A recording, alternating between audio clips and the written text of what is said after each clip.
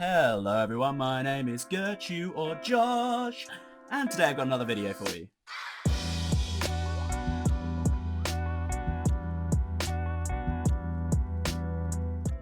Now, I love 5e. It's like a big, delicious, double-decker bar of dragons and dice rolls.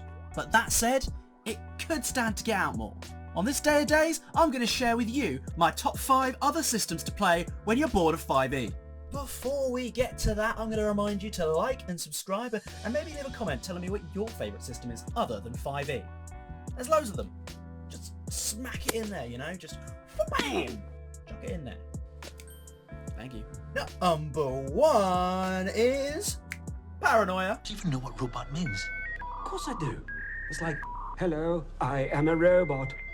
Have you ever wanted to be dissolved in a vat of acid by a communist super mutant on the sole command of a hyper-paranoid computer who just so happens to be your best mate?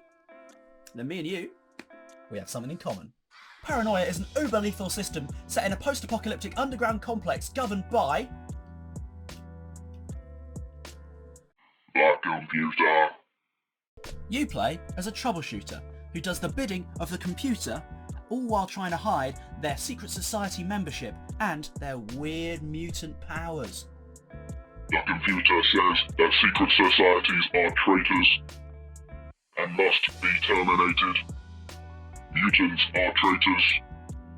You are not a traitor, are you, troubleshooter? Away from me being weird, Paranoia is about as far from 5e as you can get. My final comment on Paranoia is that reading the book itself is an absolutely donking read. It's like reading a guidebook to a Willy Wonka factory that only makes Soylent Green. It's amazing. Number 2 is Dungeon Crawl Classics. Yeah, he's got to do something for a living these days. Dying ain't much of a living, boy. DCC is classic D&D throwback stuff. If ever there was a game to poke things with a 10-foot pole, this is it. The centerpiece for a DCC adventure is the character creation process, which would be fairly standard for your OSR type game, except for the fact that it involves the use of a dungeon called the funnel. You enter the funnel with 4 or more level 0 characters, farmers, blacksmiths, basically just regular people. And if any of the poor sods survive, they become your character.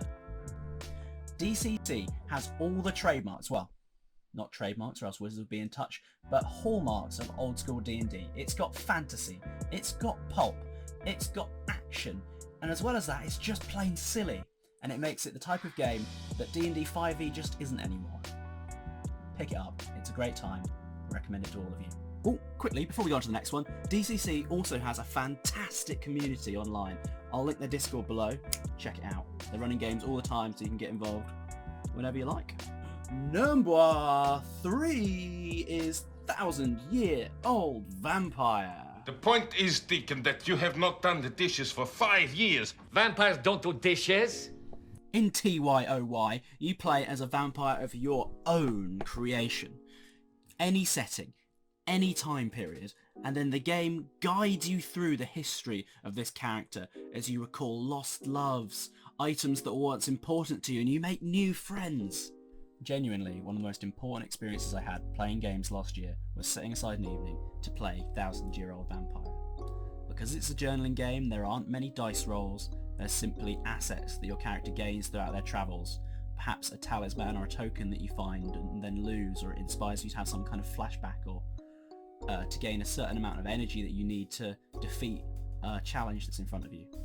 It's just an incredibly personal and well-crafted story. By the end of it, I felt for my 1000-Year-Old Vampire. He ended up in like a 200-year-long sleep, gaining psychic powers. It was amazing. This game is brilliant.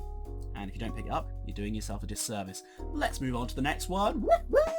Number 4 is... Las Vegas. What happens in Vegas stays in Vegas. Except for herpes. That'll come back with you. What really gets me all wet and wild about this book is not the cover, which is terrible, probably the worst cover I've ever seen for a book of this quality. No, it was the description of the book as Ocean's 11, directed by David Lynch. The next amazing thing about this book is the setting it takes place in.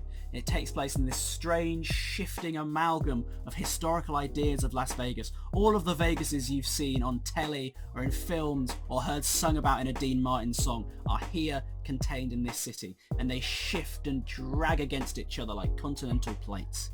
Also contained in this book is a fantastic 4-act campaign that I really should have read before I did this video, but there's a good reason why I haven't read it, and that is because in this game, all of the DMs are also players, and I don't want to spoil myself. I want to go into this blind. Did I mention tarot cards shift the narrative, allowing you to create another flashback for your character?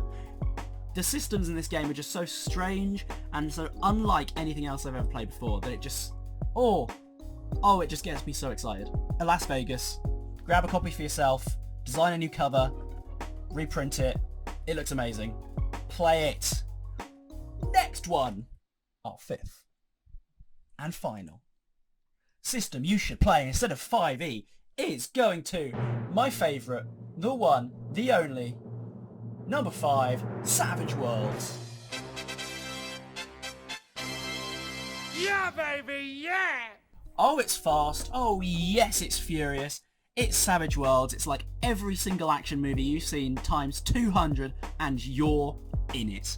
Every single piece of design in Savage Worlds has been geared towards making it as fun and fast as possible. It has my favourite mechanic in any game that I've ever played, and I've played a fair amount. This mechanic is, of course, exploding dice. So say you roll a d6 and you roll a 6. Well, guess what happens? Guess what happens? You get to roll it again. Roll that 6 again. And what happens if you roll another 6? Roll that 6 again. A 6 for you, and a 6 for you, and a 6 for you. 6 is for everyone. Everyone, let's have 6. Not only this, but Savage Worlds has some of the most exciting campaign settings I've seen in any system. Do you want a little bit of Wild West rootin' tootin' action mixed with horror? Then you're going to play Deadlands. Do you want to play some far future grimdark sci-fi? Then you're going to play Necropolis 2350. Do you want to play pulp fighting against the Soviets or the Nazis or eldritch horrors? Then you're going to play The Day After Ragnarok. They've even got an adaptation of Pathfinder coming out soon. It looks amazing. This system is amazing. That's it, gang. There's links to all of those systems in the description. I'll link their drive-through-RPG links so you can get them. They're amazing. I just recommend you play all of them because they all offer so many different things and things so separate from what 5e offers you. Please leave a like and a comment. Maybe tell me what your favourite system is below. Maybe even tell me what you're up to this week because frankly I just like to hear from you. Other than that, have an amazing week. Thank you so much, everyone. This has been Girchou, and I'm gone.